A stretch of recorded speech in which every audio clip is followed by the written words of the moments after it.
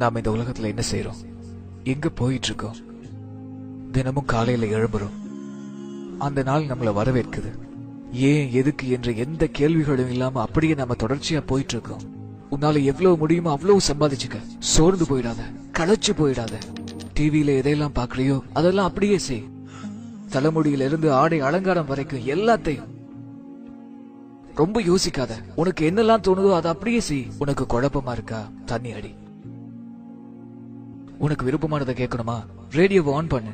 போதை, ஆபாசம், குத்தாட்டம், விபச்சாரம் இதெல்லாம் தான் நீ வாழ்க்கைன்னு நினைச்சிட்டு இருக்க. ஆனா நியாயமான சில விஷயங்கள் எனக்கு தெரிஞ்சே ஆகணும். வளர்ந்து பெரிய மனுஷன் ஆகிறது தவிர இந்த வாழ்க்கை சுழற்சியில வேற ஏதாவது இருக்கா? வாழ்ற வரைக்கும் வாழ்ந்துட்டு நமக்கு பிடிச்சவங்களை நம்ம வீட்டை பிரிஞ்சு போறதுதான் வாழ்க்கையா? உன்னோட எல்லா சொத்தையும் உனக்கு பின்னாடி இன்னொருத்த அனுபவிக்கிறான். இந்த தொடர் முடியறதுக்கு முன்னாடி எனக்கு ஒரு விஷயம் கண்டிப்பா தெரிஞ்சே ஆகணும். ஏன்னா என்னோட மனசை ஏமாற்றி ஏமாற்றி என்னால வாழ்றதுக்கு நான் விரும்பவே இல்லை. இதை தவிர இன்னொரு வாய்ப்பெடுக்கவும் நான் விரும்பல. இதெல்லாம் வாழ்க்கையோட சாதாரணமான கேள்விகள். இதற்கான விடையை தேடி தேடி நான் அலையிறேன்.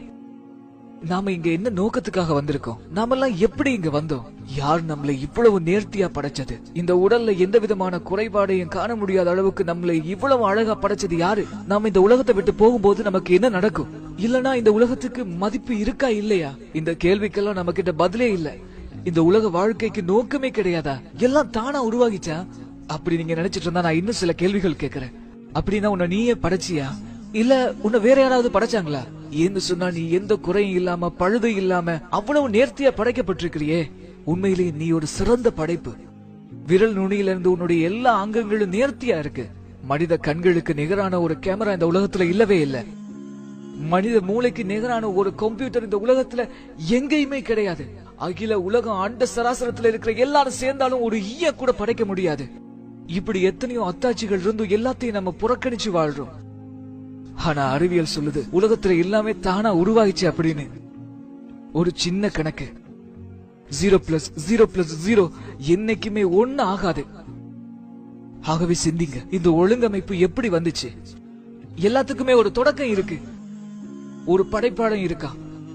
ஏன் இந்த வீடியோ பாக்குறதுக்கு கூட இந்த வீடியோ யாராச்சும் அப்லோட் பண்ணிருக்கணும்.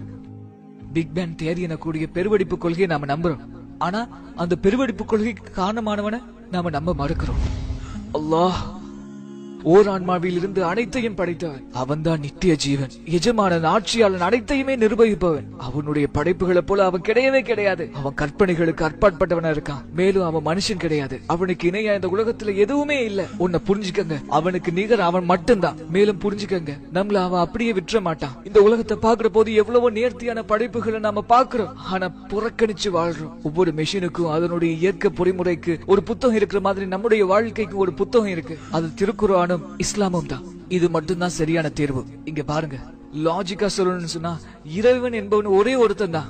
இதுதான் இறைவனோட இலக்கணமா இருக்கும். எந்த விதமான முரண்பாடுமே இல்லாம ஒரு மறை. அறிவியலும் வரலாற்று ஆவணங்களும் மனித கருவை பற்றிய முழுமையான விவரங்களும் அடங்கிய ஒரு மறை. மனிதனை ஒரே ஒரு துளி இந்திரியத்திலிருந்து படைச்சதா அல்லாஹ் சொல்றான். நம்மளாம் ஏன் சிந்திக்காம இருக்கிறோம்? நமக்கெல்லாம் ஏன் இந்த சிந்தனை வரவே இல்லை? நம்மளாம் தானா உருவாகிறோம்னு சொல்லி நினைச்சிட்டு இருக்கோமா? உங்களை எல்லாம் ஒட்டி கொள்ளக்கூடிய அட்டை பூச்சியினுடைய உருவத்தை போல படைச்சோன்னு அல்லாஹ் சொல்றான். இதை சிந்திச்சு பார்க்கிறவங்க அதை ஏத்துக்கிறாங்க உண்மைன்னு சொல்லி இன்றைய விஞ்ஞான உலகம் அதை நம்புது. மேலும் பூமியில மலைகள் முளைகளாக ஊன்றப்பட்டிருப்பது பற்றியும், 2 கடல்கள் சங்கமிக்கும் ஆனா ஒன்றிணையாதுங்கிறத பற்றியும், மேலும் கோள்கள் தங்களுடைய நீள்வட்ட பாதைகள் தொடர்ந்து வலம் வருகின்றன. இரவு பகல் மாறி மாறி வருகிறது. விரிவடையும் பிரபஞ்சம், அதுல தோன்றக்கூடிய எல்லா உயிரினங்களும் நீரிலிருந்து படைக்கப்பட்டது. இன்னும் எத்தனையோ வரலாற்று சம்பவங்களும் பாதுகாக்கப்பட்ட ஃபிரௌனுடைய உடலும், உலகிலேயே ரொம்பவும் தாழ்வான பிரதேசமான ரோம் தேசத்தை பாரசீகம் என்றது. விலா எலும்புக்கும் முதுகுக்கு இடையில பீரிட்டு ஓடக்கூடிய நீர்ல இருந்து மனிதன் படைக்கப்பட்டான். இப்படி எத்தனையோ விஷயங்கள் ஒரு வார்த்தை கூட மாறாம அப்படியே இன்னைக்கு நம்ம கண் முன்னாலே இருக்கக்கூடிய வேதம் குர்ஆன் மட்டும்தான். தயவு செஞ்சு எனக்கு விளக்க சொல்லுங்க. 1400 வருஷங்களுக்கு முன்னாடி இந்த உண்மையை ஒரு சாதாரண மனுஷனால சொல்ல முடியுமா? அதுவும் எழுத படிக்க தெரியாத ஒரு மனிதரால எப்படி இந்த விஷயங்களை எல்லாம் சொல்ல முடியும்? இறைவனுடைய வானவர் சொன்னதை அவர் அப்படியே மனிதர்களுக்கு சொன்னார். இதுதான் உண்மை. இதுக்கு பின்னாடி நீங்க ஈமான் கொள்ளல, நம்பிக்கை கொள்ளல அப்படின்னு சொன்னா நீங்க இந்த குர்ஆன்ல இருக்கிற மாதிரி ஒரே ஒரு வசனத்தை கொண்டு வாங்க அப்படின்னு சொல்லி இன்னைக்கு வரைக்கும் குர்ஆன் நமக்கு சவால் விட்டுக்கிட்டே இருக்கு.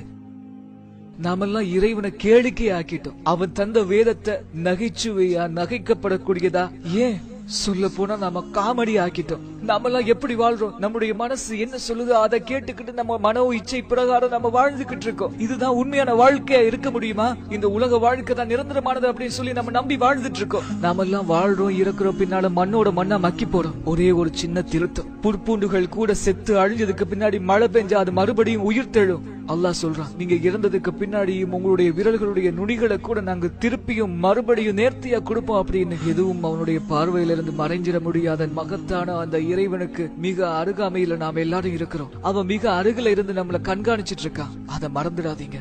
மேலும் இதையே நீங்க மறந்துடாதீங்க, நம்முடைய சொத்து, செல்வம், ஆரோக்கியம், குழந்தைகள் எல்லாவற்றை கொண்டு நாம சோதிக்கப்படுவோம். எல்லாம் நமக்கு வசப்படுத்தி தரப்பட்டிருக்கிறதையும் நீங்க நினைச்சு பாருங்க. நம்முடைய செயல்களுடைய ஏடுகள் நாளைக்கு நாம மறைஞ்சதுக்கு அப்புறம் நம்முடைய கைகள்ல கொடுக்கப்படும் அப்படிங்கறத மறந்துடாதீங்க. நாளை மறுமையில நாம யாரையும் குறை சொல்ல முடியாது. நம்முடைய கணக்குகளுக்கு, நம்முடைய செயல்பாடுகளுக்கு நாம மட்டும்தான் பொறுப்புதாரி. அல்லாஹ் கேட்கிறா, என்னிடம் திரும்பி வரமாட்டேன் என்று சொல்லி நினைத்துக் கொண்டிருக்கிறாயா? என்ன புரிந்து கொள்வதற்காக ஒரு நீண்ட வாழ்க்கை உனக்கு தரப்பட்டதே. ஆனா நிலையற்ற இந்த உலக வாழ்க்கையில நீ ரொம்ப மகிழ்ச்சியா இருந்த. ஆகவே வாசி வாசி, உண்மையை சொல்ற குர்ஆன ஒரு தடவையாச்சும் முழுமையா வாசி வாசி. நம்பிக்கை கொண்டவங்களுக்கு அதுதான் நற்செய்தி. நிராகரித்தால் வாசி. உண்மையை சொல்ற குர்ஆன ஒரு தடவையாச்சும் முழுமையா வாசி வாசி.